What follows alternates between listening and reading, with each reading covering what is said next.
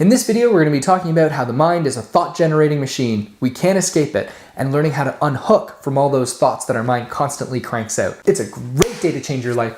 Let's get started.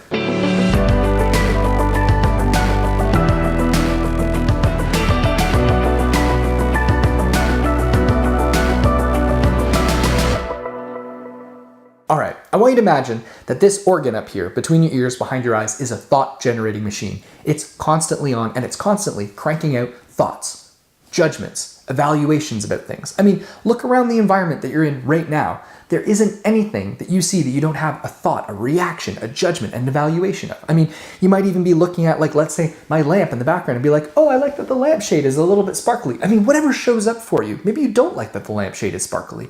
You can't not have evaluations. You can't not have judgments. These things just show up. They just happen for you.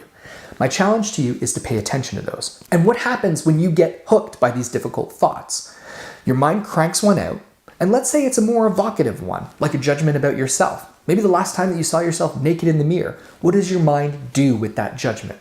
How do you handle that? What do you do in reaction to it?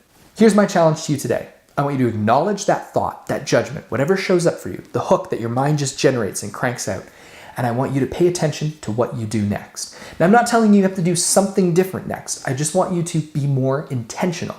Pay attention to the things that your mind creates so that you can pay attention to what you do next. It's more likely that you'll be more in control and that you get to choose what you do next if you're paying attention to how your mind is constantly cranking out these things. You see, we lose some sensitivity to it. We become insensitive to the fact that our mind is constantly cranking out these judgments, these thoughts, these evaluations.